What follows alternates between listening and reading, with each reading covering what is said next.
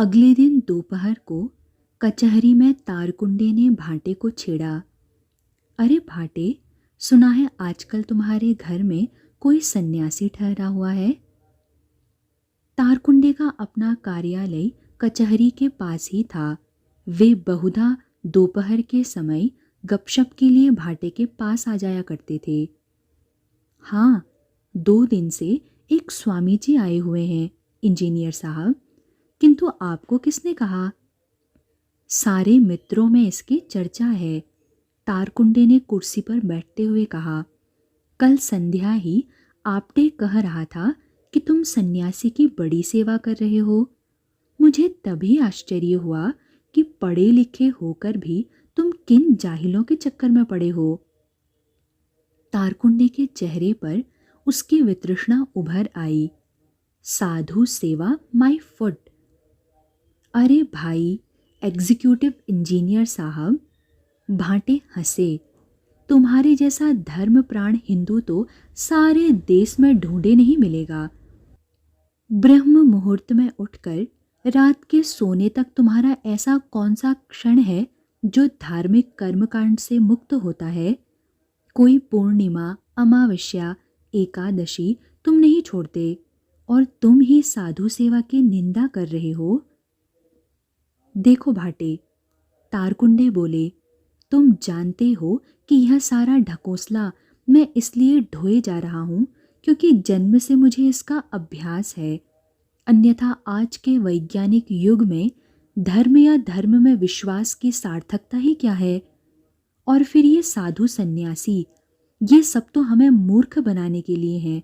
जो निठल्ला कोई काम नहीं करना चाहता वह सन्यासी हो जाता है।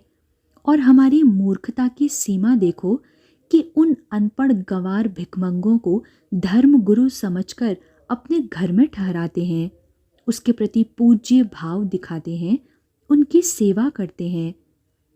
तारकुंडे ने भाटे की ओर देखा। अब तुम स्वयं को ही देखो। किसी भले आदमी के फीस लिए बिना न उसकी बात सुनोगे, न उसे कोई परामर्श दोगे, किंतु उस साधु के इशारों पर दुनिया भर के नाच नाचोगे।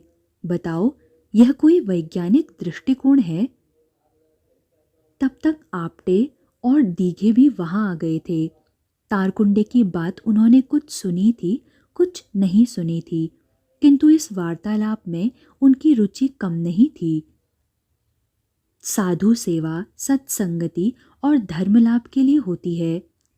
आपटे ने कहा, वह व्यवसाय तो है नहीं कि सोचा जाए कि उससे क्या लाभ होगा, और विज्ञान को तो उसमें करना ही क्या है। मेरी बात सुनो, भाटे ने कहा। मैं तारकुंडे से चाहे पूरी तरह सहमत न भी हूं, किंतु किसी मूर्ख को धर्मगुरु मानकर उसकी पूजा करने के पक्ष में मैं भी नहीं हूं।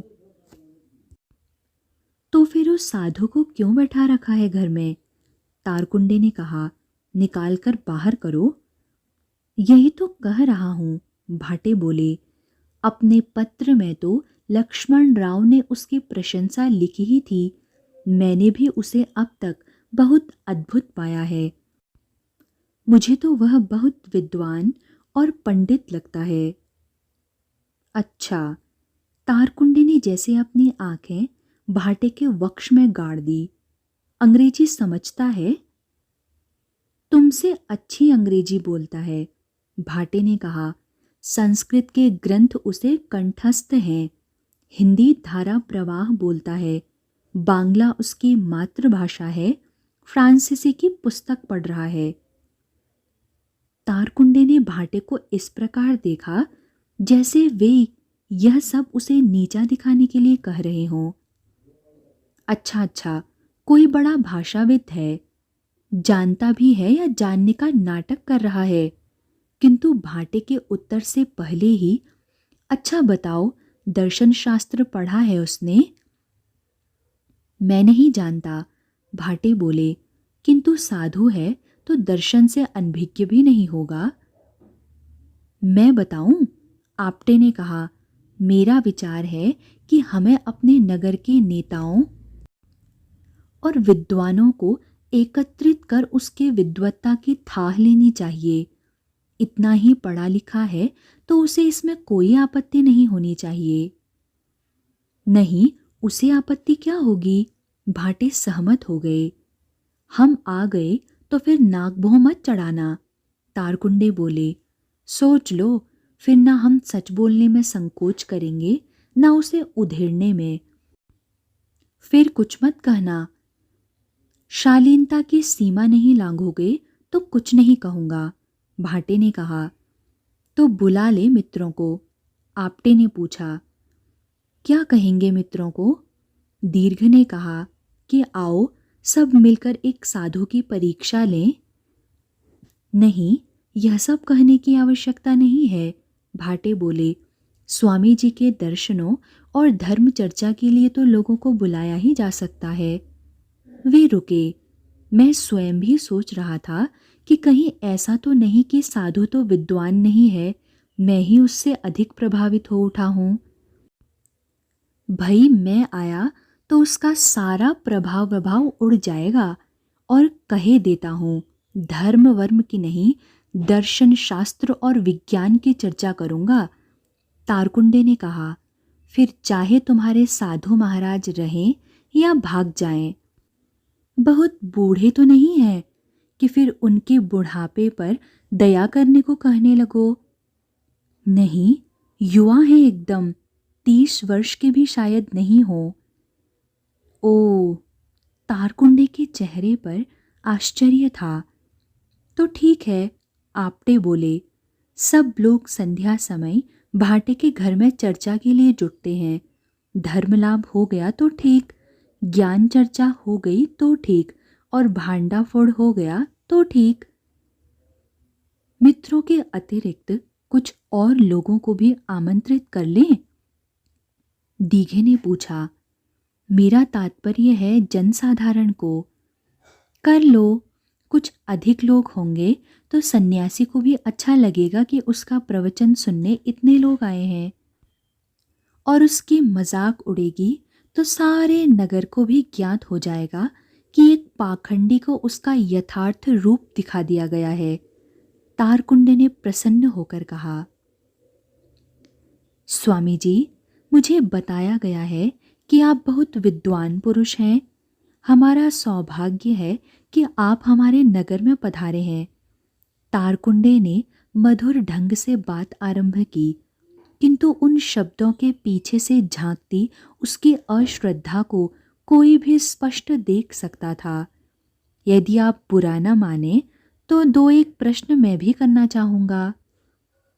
अवश्य अवश्य, स्वामी ने स्वागत किया। मैं विद्वान हूँ या नहीं, इसके विषय में क्या कहूँ, किंतु धर्म चर्चा मुझे अच्छी लगती है।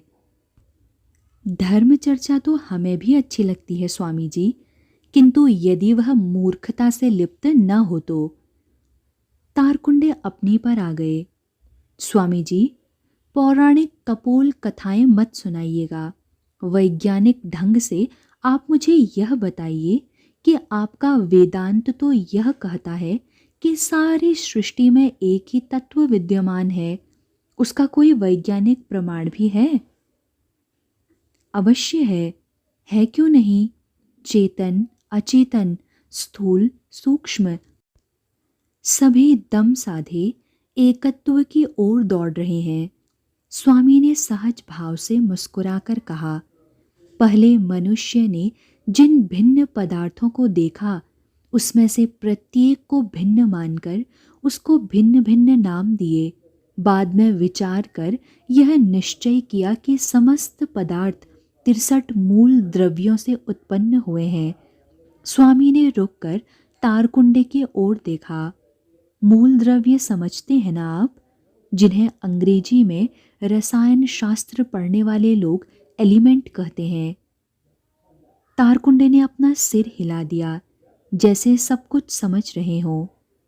बहुत से लोगों को संदेह था कि इन मूल द्रव्यों में से अनेक मिश्रित द्रव्य अर्थात यौगिक कंपाउंड हैं।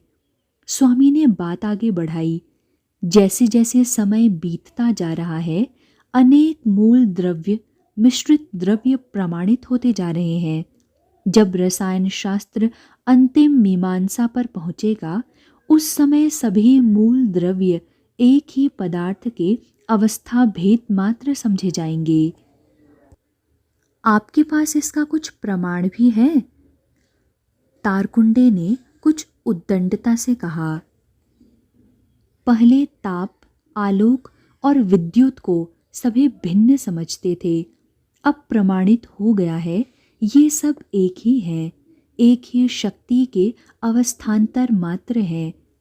स्वामी ने अपनी दृष्टि श्रोताओं पर जमाई। लोगों ने पहले समस्त पदार्थों को चेतन, अचेतन और उद्भिज इन 3 श्रेणियों में विभक्त किया था। उसके बाद देखा गया कि उद्भिज में भी दूसरे सभी चेतन प्राणियों के समान प्राण है, केवल गमन शक्ति नहीं है। तब बाकी रह गई 2 श्रेणियां, चेतन और अचेतन। भविष्य का शोध तय कर देगा कि जिन्हें हम अचेतन कहते हैं, उनमें भी थोड़ा बहुत चैतन्य अवश्य है। यह तो निराधार भविष्यवाणी है। आपकी इस बात को हम बिना किसी प्रमाण के कैसे स्वीकार कर लें? तारकुंडे के स्वर में स्पष्ट अभद्रता थी।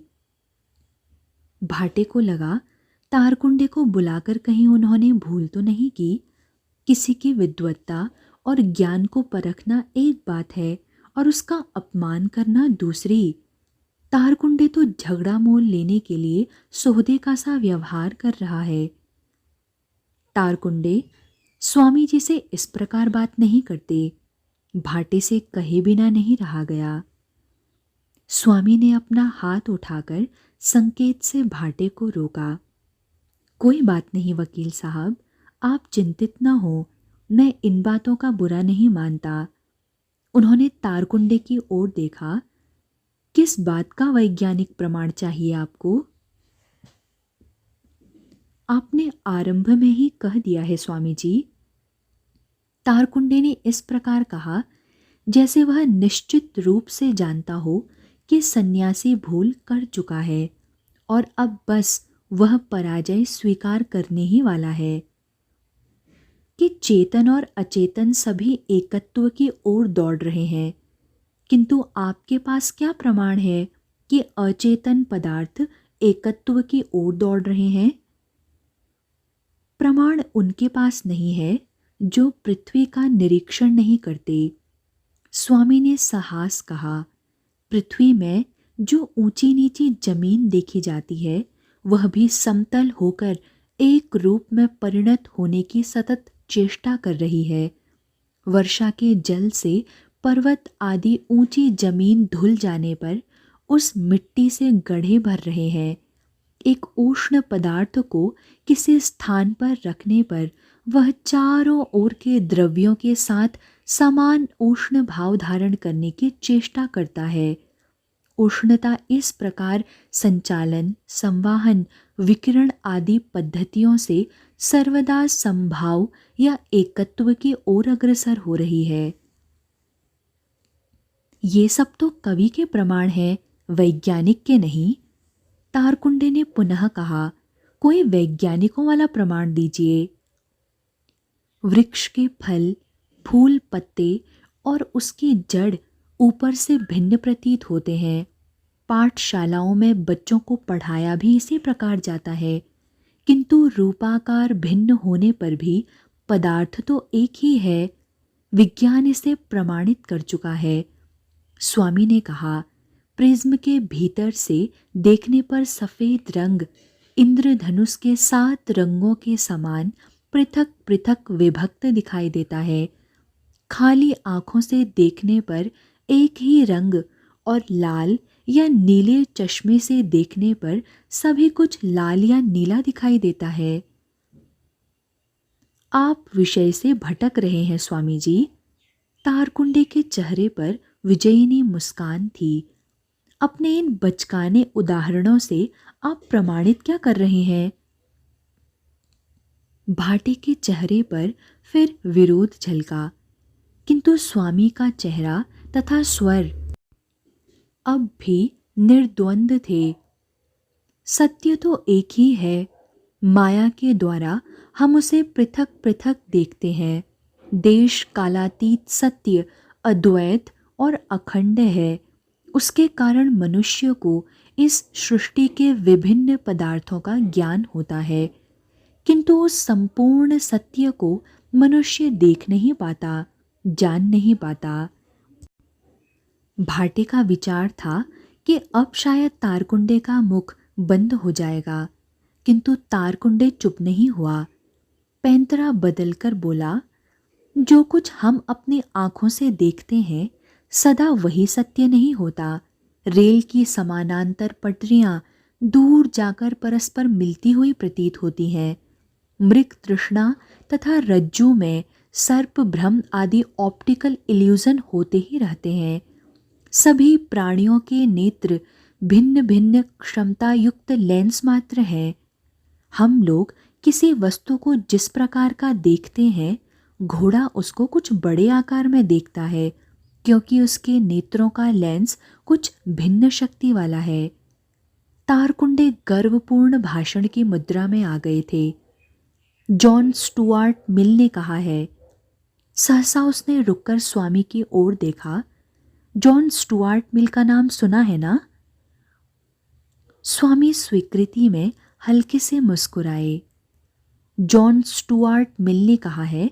तारकुंडे ने अपनी बात आगे बढ़ाई। मनुष्य चाहे सत्य के पीछे पगला जाए, किंतु परम सत्य को समझने की क्षमता उसमें नहीं है, क्योंकि प्राकृतिक सत्य सामने आने पर भी मनुष्य समझ नहीं पाएगा कि यही वास्तविक सत्य है। हम लोगों का सारा ज्ञान सापेक्ष है। निरपेक्ष तथा पूर्ण सत्य को देख सकने की पूर्ण क्षमता हम में नहीं है।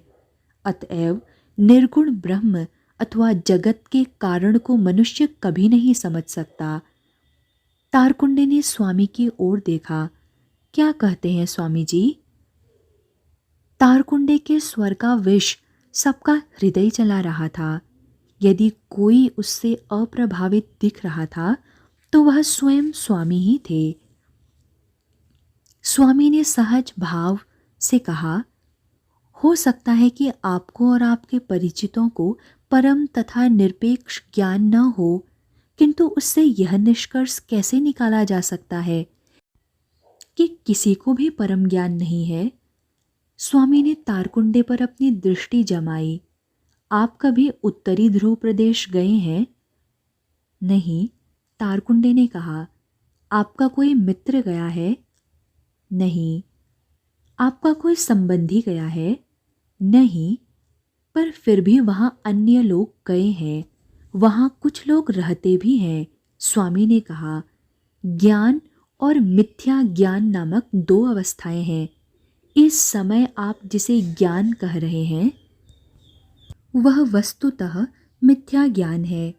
सत्य ज्ञान के उदित होने पर वह तिरोहित हो जाता है। उस समय सब एक दिखाई देता है। द्वैत ज्ञान अज्ञान जनित है।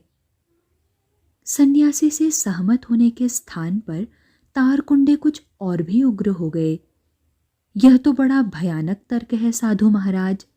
यदि ज्ञान और अज्ञान ये दो ही अवस्थाएं हैं, तो जिसे आप परम ज्ञान समझते हैं वह भी तो मिथ्या ज्ञान हो सकता है, और हमारे जिस द्वैत ज्ञान को आप मिथ्या ज्ञान कह रहे हैं वह भी तो सत्य ज्ञान हो सकता है। स्वामी के माथे पर शिकन तक नहीं आई। आप ठीक कहते हैं, इसलिए तो वेद में विश्वास करना चाहिए। हमारे पूर्वकालीन ऋषि मुनिगण समस्त द्वैत ज्ञान को पार कर इस अद्वैत ज्ञान का अनुभव कर जो कह गए हैं उसी को वेद कहते हैं। स्वप्न और जागृत अवस्थाओं में से कौन से सत्य है और कौन सी असत्य, इसे विचारने की क्षमता हम लोगों में नहीं है। जब तक हम लोग इन दोनों अवस्थाओं को पार कर इनकी परीक्षा नहीं कर सकेंगे, तब तक कैसे कह सकते हैं कि यह सत्य है और वह असत्य। केवल दो विभिन्न अवस्थाओं का अनुभव होता है, इतना ही कहा जा सकता है। जब हम एक अवस्था में रहते हैं तो दूसरी अवस्था हमें भूल मालूम पड़ती है। स्वप्न में हो सकता है हमने कलकत्ता में क्रय विक्रय किया, पर दूसरे ही क्षण में हम स्वयं को बिछौने पर लेटे हुए पाते हैं। जब सत्य ज्ञान का उदय होगा तब एक से भिन्न और कुछ नहीं देखोगे। उस समय समझ सकोगे कि पहले का द्वैत ज्ञान मिथ्या था। किंतु ये सब दूर की बातें हैं। हाथ में खड़िया लेकर अक्षर आरंभ करते ही यदि कोई रामायण महाभारत पढ़ने की इच्छा करे तो यह कैसे संभव होगा? धर्म अनुभव का विषय है, बुद्धि के द्वारा समझने का नहीं। अनुभव के लिए प्रयत्न करना ही होगा, तब उसका सत्यासत्य समझा जा सकेगा। तारकुंडे का जैसे धैर्य समाप्त हो गया। अत्यंत खींच के साथ बोला, स्वामी जी, मैंने आपसे पहले ही कहा था कि मैं आपका प्रलाप नहीं सुनूंगा। मुझे तो केवल वैज्ञानिक प्रमाण चाहिए।